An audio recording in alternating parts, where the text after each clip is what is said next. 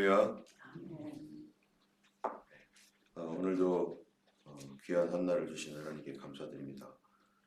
오늘 말씀은 시편 이제 9편입니다. 계속해서 다윗의 시로 우리가 인도자를 따라 문랩변에 맞춘 노래, 이것들이 지금 계속해서 어떠한 그 음악인데요. 여기 문레벤 또는 어제는 깃깃 또는 시가용 뭐 이러한 그 여러 단어들이 그 당시에 사용했던 음악적인 용어인 것 같습니다. 어떤 노래들 거기에 따라서 다윗이 기도시를 하나님께 드렸던 것이고 그거를 이제 찬송으로 불렀던 것이죠. 그래서 여기 뒤에 우리 보면은 찬송가가 있지만 사실 찬송가는 이 성경책 안에 있는 것입니다. 시편이 찬송가입니다.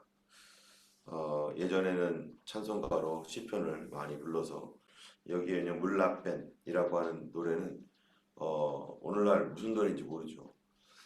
왜냐면은 녹음기가 있었다면은 녹음해가지고 지금도 그렇게 부를 텐데 그다음에 악보나 이런 것들이 다 있었으면은 그러한 그 악보를 보고서 지금 연구를 해가지고 어떤 의미인지 확인할 수 있을 텐데 그러기는 좀 어려운 거겠죠.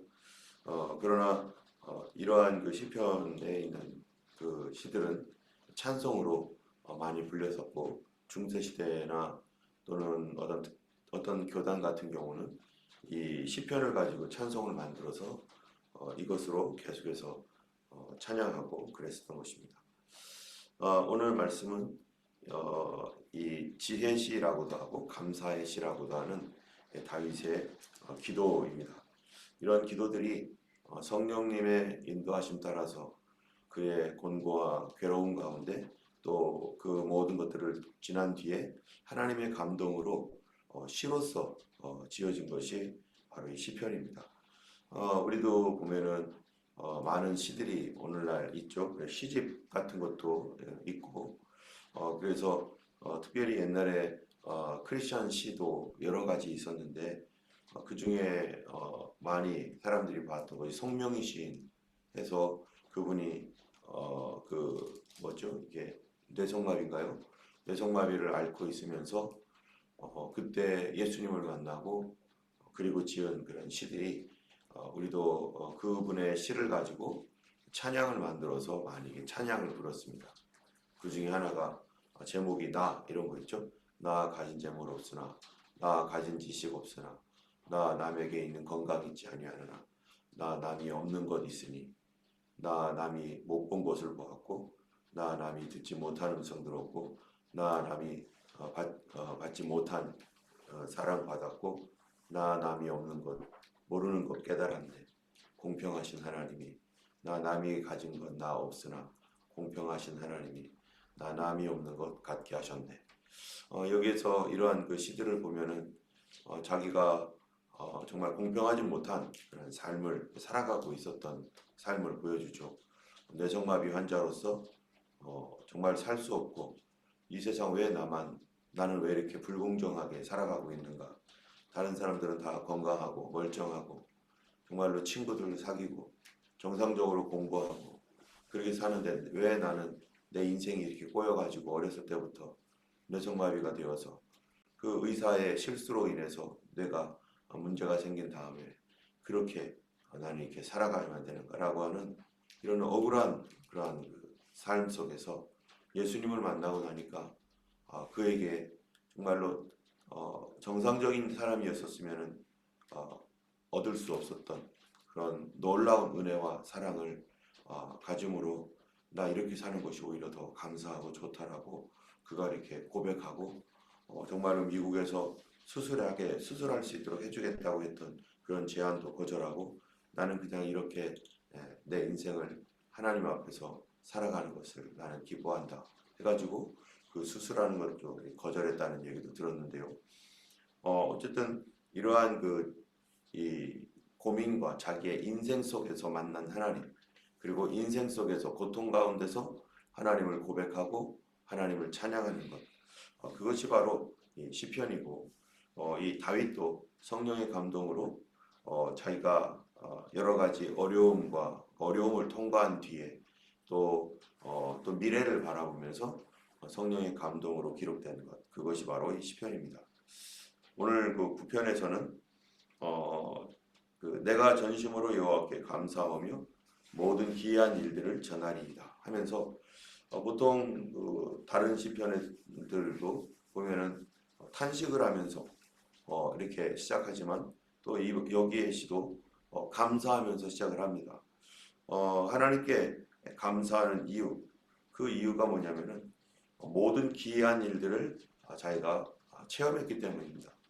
어려운 가운데서 하나님께서 그를 도와주시고 그 도와주시는 일들이 어떤 일인가, 정말로 어쩜 이렇게 기기묘묘할까, 어쩜 이렇게 정말 지혜로울까, 하나님이 아니시면 이런 일들이 일어날 수가 없는데 정말 놀랍다 하면서 자기의 인생에서 간증을 하는 거죠. 아마 우리 성도님들 중에서도 많은 간증들이 있는 분들이 많을 것입니다. 말은 하고 있지 않지만 본인도 할 여러 가지 하나님께서 내 인생에 행하신 기이한 일들, 놀라운 일들, 정말로 하나님이 아니면 안 되는 그런 일들, 이런 일들을 막 전하고 싶은 거예요. 우리가 어떠한 놀라운 하나님의 그 사랑과 은혜를 경험하면은 이 사람 저 사람에게 말해주고 싶죠. 그래서 가는 데마다 내가 전도할 때마다 나 이런 일이 있었어, 이런 일이 있었어 얘기하는 것처럼 다윗도 지금 하나님께 너무 감사하고 어떠한 일 이후에 그 어떤 고난을 통과하고 나서 그런 일들을 행하신 그 하나님을 찬양하고 있는 것입니다. 2절에 보니까 내가 주를 기뻐하고 즐거워하며 지존하신 주의 이름을 찬송하리니, 내가 기뻐하고 즐거워하는데 그 일이 형통하게 되고 다 이기게 되고 감사하여서 찬송을 하는데, 근데 어떤 주님의 이름이냐면은 지존하신 주의 이름이라는 거예요. 여러분, 지존하시다라는 게 뭡니까? 이 지존하시다라는 것은 가장 높으시다, 가장 위대하시다라고 하는 것인데, 근데 언제 하나님이 정말 높습니다. 가장 높으시고 위대하십니다. 정말 하나님 너무나 놀랍습니다. 이렇게 말할 때는 우리가 어떠한 것들을 가지고 말하는, 두 가지를 가지고 말하는 겁니다. 그거는 뭐냐면은 하나님의 그 섭리하심, 하나님께서 무언가를 인도해 가시고 또 이 하나님께서 그 능력으로 뭔가를 이렇게 우리를 이끌어 주시는 것, 그 섭리에 대하여 우리 하나님의 지존하심을 찬양하는 것이고요. 또 하나는 아무리 하나님이 섭리하신다고 하더라도 그분의 성품이 좋지 않으면 어떻게 하겠어요? 그러나 하나님의 성품은 우리를 인내해 주시고 용서하시고 또 불쌍히 여겨 주시고, 이 거룩한 성품, 사람이 아무리 지혜가 있고 능력이 있어도 그 성품이 옳지 않으면요 악인이죠. 그래서 이 땅에 정말 얼마나 똑똑한 사람 많습니까? 과거로부터 지금까지 이렇게 보면은 사람들의 지식이 계속해서 축적되어 왔고 많은 지식들이 쌓여 왔습니다. 그리고 과거 어느 때보다도 학교들이 많이 생겨났어요. 그런데 문제는 과연 그 공부를 많이 했다고 해서 사람들이 공부를 할수록 착해지는가? 공부를 할수록 착해지는 게 아니에요. 희한하게. 더 많이 알면 알수록 더 겸손해지고 더 정말 이 다른 사람들을 배려하고 그래야 되는데, 그것이 아니라 사람들이 더 나빠지고 악해지고 있습니다. 그렇다면 공부하는 내용이 뭔가 문제가 있는 거죠. 그 과거에는요, 우리나라 조선시대라든지 예전에는 공부를 한다는 것, 공부를 할수록 뭐가 되는 거예요? 인격적인 사람이 되는 것을 의미했습니다. 그래서 우리가 어렸을 때만 해도 교수님 하면은 뭐를 생각합니까? 정말 모든 사람들이 존경하는 사람이라고 하는 이런 생각을 했어요. 그래서 저분은 공부를 많이 했기 때문에 우리보다 훨씬 더 인품이 높고 지혜가 있고 또 인격적으로도 존경할 만한 분이야 라고 하는 그런 생각들을 가지고 있었고, 사람들도 그렇게 생각합니다. 그런데 시간이 지나면서 지금 교수님 하면은 누가 존경해 줍니까? 또 과거에 우리가 목사님 하면 어떻습니까? 아, 목사님이라면은 공부도 많이 한 분이고 또 인격적이고 훌륭한 분이다라고 이렇게 생각하는데 지금 오늘날 와보면 그렇지 않은 거예요.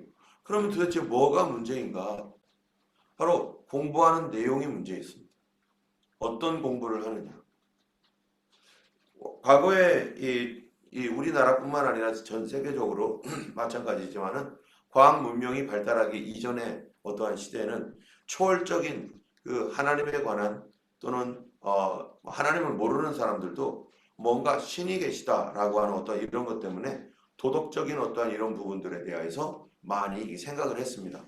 그리고 인간 안에 있는 종교심이라고 하는 것이 사람들 속에 막연한 두려움, 심판에 대한 두려움과 우리가 사후의 세계, 죽은 뒤에 어떠한 일들이 있을 거야. 그러니까 우리가 이 세상에서 똑바로 살지 않으면은 우리 나중에 안 좋은 결과를 가질 거야라고 하는 인과응보라고 하는 이러한 그 생각들 속에서 있었던 시대가 있었잖아요.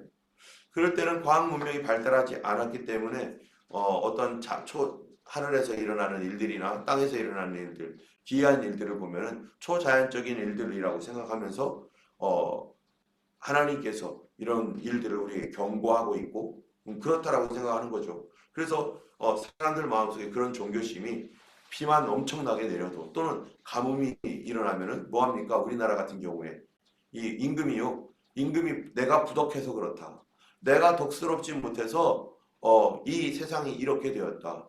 내 탓이다 해가지고요. 이 하늘에 있는 옥황상제라고 해서 그런 것들에게 이렇게 절을 하게 하면서 아 내가 잘못했다 하면서 그랬던 시절이 있었습니다. 또 중세시대 때에도 마찬가지죠. 서양에서도 그런 이런 시대가 있었는데 그런데 과학 문명이 발달하면서 하늘에 있는 해와 달과 별의 운행들 또 지구상에서 일어나고 있는 여러 가지 기후의 변화 그리고 지진이라든지 일식, 월식 이런 모든 것들에 대한 원인들을 밝혀주고 과학적으로 탐구하면서 거기에서 빠져버린 게 있어요. 이게 뭐가 빠졌을까요? 바로 윤리, 도덕 이런 것들이 다 빠져버립니다. 또 신앙적인 어떤 이런 그것들의 영역들이 거기에서 빠져나갑니다. 그러다 보니까 무슨 일이 생기는 거예요? 거기에 어떠한 비가 내리거나 또 오랫동안 가뭄이 있거나 또 지진이 나거나 이럴 때 이거는 이러이러한 이유 때문에 비가 내린 거고 가뭄이 온 거고 지진이 온 거고 해가 일식이 됐고 월식이 됐고 그런 거야 라고 하면서 거기에서 모든 뭐를 빼버리는 거예요? 의미를 다 빼버리는 거예요.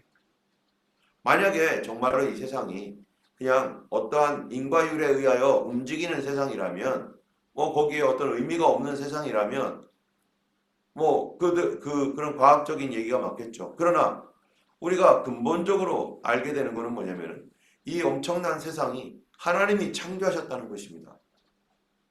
우리를 창조하신 하나님, 우리보다 지혜의시시고 우리보다 훨씬 더 성품이 있으신 그 전능하신 하나님, 그 하나님이 세상을 창조하시고 그리고 뭐예요? 운행해 가신다는 거예요.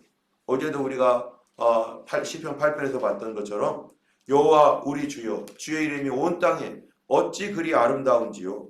주의 손가락으로 만드신 주의 하늘과 주의 베풀어 두신 달과 별들을 내가 보오니 도대체 사람이 무엇이길래 주께서 저를 생각하시며 인자가 누구이길래 주께서 우리를 권고해 주시나이까. 여호와 우리 주여 주의 이름이 온 땅에 어찌 그리 아름다운지. 이렇게 하면서 하나님이 하나님의 손가락으로 지으신 이 세계, 하나님이 베풀어 두신 달과 별, 그렇다면 이 하나님께서 만드신 그런 모든 우주 만물 그 안에 우리도 있다는 것입니다. 우리도 하나님의 형상으로 지음을 받았다는 거예요. 그러면 하나님께서 마치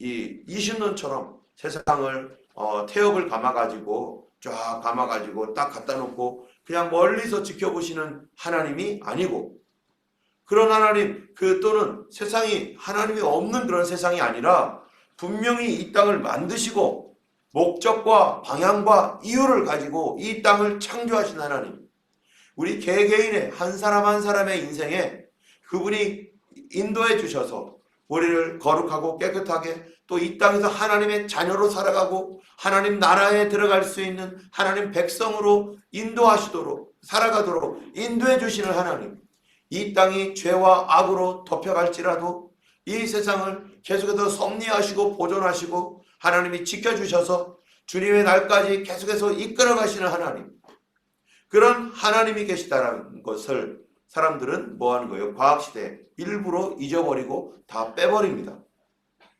하늘의 해와 달과 별들의 운행이나 자연의 어떤 섭리 속에서 하나님의 이 음성은 뭘까? 하나님의 하시는 메시지는 뭘까? 이거에 대하여 어느 누구도 이 땅에 있는 학교가 가르쳐 줍니까? 가르쳐 주지 않죠. 어느 누구도 이거에 대해서 얘기하지 않습니다. 과거에는 적어도 하나님을 믿건 믿지 않건 어떤 온 세계 가운데 자기가 알지 못하지만 이 양심으로서 또 어떠한 종교로서 그 종교가 있다는 것은 그 안에 어떠한 삶의 규칙과 또 윤리적인 어떤 부분들을 많이 포함하잖아요. 그것이 하나님을 믿지 않았던 사람들에게도, 그래서 우리는 이거를 자연은총이라고 합니다. 자연은총으로서 종교가 있었습니다. 양심이 있었습니다. 그래서 이 자연은총에 의해서 만들어진 그 종교들이 하나님이 아닌 우상이죠. 물론 당연히 우상이고, 어떤 종교는 정말 나쁜 종교가 있는가 하면 어떤 종교는 윤리와 도덕을 이렇게 얘기해주고 있는 그런 종교들도 있죠. 왜냐하면 인간의 그 양심이라는 것이 비록 하나님을 떠나 있는 상태지만, 그러나 무엇인가 막연하게 선을 찾고 거룩함을 찾고 이 신기한 신령한 어떠한 것들에 대한 두려움들, 이런 것들이 인간 양심 속에 남아있기 때문에 자연은총으로서 그런 것들이 존재하는 것이죠. 그러나 우리가 분명히 알 것은 자연은총으로서는 하나님을 알 수도 없고 구원에 이를 수도 없기 때문에, 그래서 누가 온 겁니까? 특별 은혜로 예수 그리스도께서 오셔서 우리를 구원하시는 것이죠. 때문에 특별한 은총으로 우리는 구원하시는 구원이 우리에게도 필요하고, 이 땅을 살아가고 이 땅을 유지하는데 비록 타락되어 있을지라도 자연은총이 하고 있는 역할, 온 세상 사람들이 하나님을 몰라도 그들의 양심 속에서 말씀하고 계시는 그런 그 하나님이 남겨놓으신 선함, 이런 것들로 인해서 그래도 이 세상이 그러한 그 학문과 이런 것들로 지켜지고 있었던 그런 때가 있었던 것이죠. 근데 점점 시간이 지나가면서 이제는 공부를 한다는 것 그 자체가 뭐를 의미하는 겁니까? 바로 하나님을 빼버리는 거예요. 이 세상에 있는 공부, 심지어 우리가 여러분도 아마 학교에서 중고등학교 때 배웠을 이 윤리교육이라는 게 있죠. 윤리라는 과목이 있었잖아요. 어렸을 때는 무슨 과목입니까? 도덕. 어렸을 때는 도덕 과목이고 좀 더 커서는 윤리 과목인데, 지금 윤리라고 하는 게 뭡니까 도대체? 윤리라고 하는 것이 인간의 그 선한 양심을 발휘하고 자연스럽게 이렇게 무엇이 옳은지 무엇이 잘못되었는지를 분별해 줄 수 있는 그런 그런 기준을 삼아주는 것이 윤리라고 할 수가 있는데, 지금 오늘날에 있어서 윤리라고 하는 것은 그런 것들이 아니에요. 거룩하고 깨끗하고 참되게 살아가라 이런 게 아니잖아요. 예전에 배웠던 그 도덕적인 어떤 그런 것들이 다 사라지고 인간의 어떠한 인본주의적인 어떠한 그 시각을 사람들에게 계속 넣어줘서 그 안에 하나님 없는, 그리고 양심과 도덕이 없는 그러한 이 악한 윤리, 그런 것들이 오늘날 뭐로 보이는 겁니까? 지금 동성애라고 하는 이런 것들로 사람들에게 그런 것도 좋은 거야 해서, 예전에는 선과 악 이런 것들이 분명했고, 그리고 그런 것들을 추구하는 사람들을 잘못됐다고 말하고 있고, 그리고 그런 사회에 대하여 바르게 살아라고 말하고 있는 그런 윤리였는데, 지금은 그런 윤리가 아닌 거죠. 그들도 다 받아주자 해가지고 믹스 만들어서 관용, 이해라는 말로 다 때려 넣어가지고 짬뽕과 같은 세상, 그래가지고 도대체 뭐가 옳은 것인지 뭐가 잘못된 것인지 혼란하게 만들어서 사람들의 양심을 파괴하는 이런 것들을 지금 학교에서 가르치고 있는 거죠. 때문에 이 신앙교육, 신앙 교육이 아니면 오늘날에는요 사람들을 도덕으로서 정말 적어도 윤리적인 올바름이라고 하는 이런 것으로 사람들을 교육할 수 없는 그러한 시대가 되었고, 그러다 보니까 뭐가 되는 거예요? 이 자기가 인간이 내 생각대로 내가 원하는 대로 이런 일들이 일어나도 괜찮아, 그거는 그냥 자연과학일 뿐이야 하면서 하나님을 두려워하는 마음을 사라지게 만들고, 어떤 양심을 사라지게 만들고, 신적인 어떠한 그 거룩에 대한 공경과 또 권위에 대한 그 순종 뭐 이런 것들을 완전히 다 제해버리고. 여러분, 이런 것들이 뭡니까? 이게 사단의 역사입니다. 어쨌든 이러한 그 세상 속에서 이 지존하다라고 하는 것은 하나님의 그분의 능력과 뭐에 관한 것이라고요? 성품에 관한 것이라는 것입니다. 하나님은 그분은 지혜로우시고 또 그분은 선하신 하나님이라는 거죠. 거룩하신 하나님이라는 거죠. 선하고 거룩하신 하나님의 그런 이 섭리에 대하여 그가 찬양하고 있는 것입니다.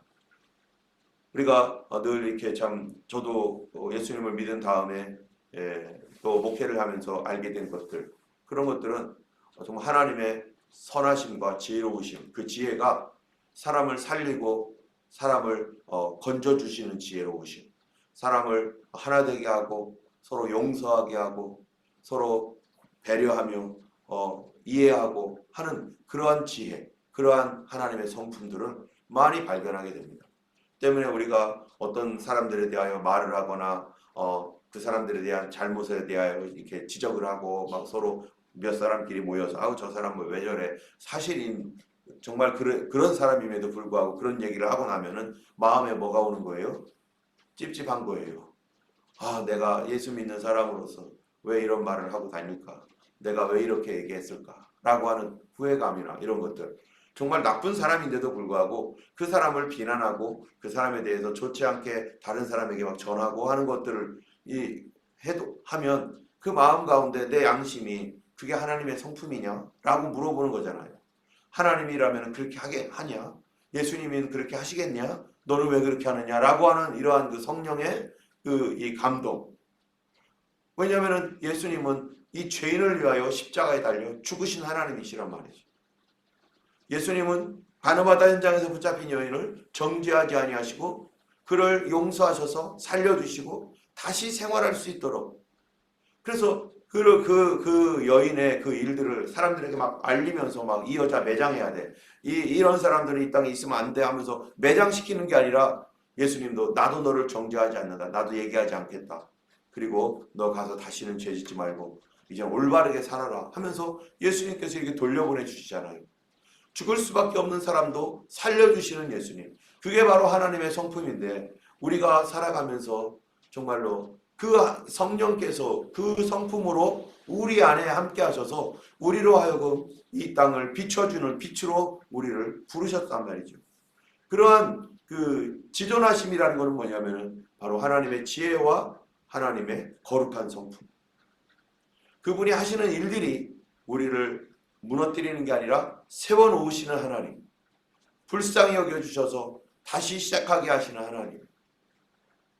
예전에도 뭐 수십 번 얘기하지만은 정말 저에게 너무너무 감동스러웠던 것 중에 하나는 정말로 우리 동현이네 얘기잖아요. 항상 보면 참으로 어찌하든지 부부가 한 마음이 되어서 하나님께 기도하면 하나님께서 전능하신 하나님이 그 길을 인도하시고 도와주실 것이다 라고 했던 그 메시지는 저는 항상 하나님은 이런 분이었구나라는 것을 늘 알게 하는, 하나님은 하나 되게 하시는 분이구나. 하나님은 비록 우리가 서로 불편하고 뭐 문제가 있고 막 이래도 어찌하든지 하나님은 그 마음이 하나 되게 하셔서 하나님은 평강이 있게 하시고 서로 용서하게 하시고 관용하게 하시고 이해하게 하시고, 그래서 하나 되게 하시는 하나님이구나. 불연할 수밖에 없는 상황이고 또 어려울 수밖에 없는 상황에서도 하나님은 그래도 하나 되도록 하나님은 역사하시는 하나님이시구나. 이러한 하나님의 성품을 통해서 우리는 당연하게 말할 수밖에 없는 게 뭐냐면 하나님은 지존하십니다. 하나님은 정말 존귀하신 하나님입니다. 나 같으면 그런 사람 포기하고 나 같으면 하나님이 버릴 것 같은데 내가 하나님이었으면 이 세상 벌써 박살냈을 것 같은데 그런데 하나님은 그런 우리까지도 이런 죄인까지도 찾아오셔가지고 다 씻어주시고 용서하셔서 어찌하든지 하나님 나라의 백성 되고 주님과 하나 되게 하려고 우리 같은 사람 하나님 없어도 될 텐데 그래도 나 같은 것 하나님 나라 백성 삼으시려고 천국에 내 자리 없어도 하나님 하나도 불편하지 않을 텐데 천국에 내 자리를 마련해 주시고 내가 거기에 들어가기에 부족하니까 합당하지 않으니까 성령을 보내주셔서 회개시켜 주시고 거듭나게 하시고 그리고 그 하나님께서 나를 떠나지 아니하시고 내가 그 나라 갈 때까지 성령님이 나와 함께 하셔서 잘못할 때마다 부족할 때마다 하나님 나라로부터 멀어질 때마다 어찌하든지 하나님과 하나 되게 하시려고 또 용서해 주시고 씻어 주시고 닦아 주시고 위로해 주시고 일어나게 해 주시고 또 이 우리 주변에 있는 우리 이웃과 가족들과 형제들과 어떻게 되게 하려고요? 어찌든지 이 땅에 살면서 그들과 평강 가운데 은혜 가운데 평화롭게 살게 하시려고 우리 마음 가운데 계속해서 하나님의 성품으로 우리를 예수님 닮은 사람 되게 하셔서 우리 가족들과 하나 되게 하시고 우리 교회와 하나 되게 하시고 이웃들과 하나 되게 하시고 평화의 사람 피스메이커로 그렇게 살아가도록 하시는 하나님. 이거는 믿는 사람에게 뿐만 아니라 안 믿는 사람에게까지도 하나님을 모르는 사람에게까지도 은혜를 베풀게 하셔서 그들로 하여금 참으로 우리 때문에 교회 때문에 세상이 밝아지게 만드시는 그런 하나님. 믿는 자와 믿지 아니하는 모든 사람에게 선을 베푸시는 하나님. 이런 하나님에 대한 이러한 이 성품. 거기에 대하여 우리는 하나님 나라에서 하나님께서 이것도 하셨구나 저것도 하셨구나 하면서 하나님을 찬양할 것입니다. 이 시대가 얼마나 악하고 더러운 시대입니까? 그 시대 가운데 하나님께서 각자에게 하나님께서 지금도 여전히 일하고 계시는 하나님. 그런 하나님에 대하여 지존하신 주의 이름을 지금은 이 다윗이요 찬양하고 있는 것입니다. 그 4절부터 마지막 절까지 다 뭐에 관한 겁니까? 교만한 사람들, 하나님을 모르는 사람들에게까지 주님 그들이 회개하게 하시고 그 잘못된 것들이 무엇인지 알게 해달라는 것. 그래서 20절 맨 마지막에 뭐랍니까? 여호와여 그들을 두렵게 하시며 이방 나라들이 자기는 인생뿐인 줄 알게 하소서. 인생은 코에 생명이 있죠. 코만 막으면 죽는 거예요. 그래서 뭐 하라는 겁니까? 이 말씀이요. 교만한 자들, 교만을 내려놓고 하나님께 굴복하게 해주옵소서. 우리가 얼마나 교만한 마음을 가지고 살아가고 있는지 그럼에도 불구하고 이 교만한 우리들에게 오셔서 겸손한 예수님께서 날 대신하여 십자가 지시고 또 이 부족한 나를 여전히 또 교만해지는 그런 우리를 성령님이 떠나지 아니하시고 오늘도 겸손한 자리로 내려가서 주의 성품을 담게 하심으로 우리는 주의 이름을 지존하자 말하고 하나님 그 지존하신 하나님을 오늘도 찬양하는 것입니다. 나의 이 부족하고 연약한 죄인 지존하신 주님이시기에 나를 받아주시고 오늘도 용납해 주시고 오늘도 긍휼히 여겨주셔서 하나님의 사랑으로 덮어주시는 은혜 오늘도 감사하는 하루 되길 원하고 또 우리 저녁 시간에도 같이 우리 하나님 앞에 나뿐만 아니라 나 이외에 다른 사람 교회를 위하여 세상을 위하여 우리가 꼭 기도할 수 있는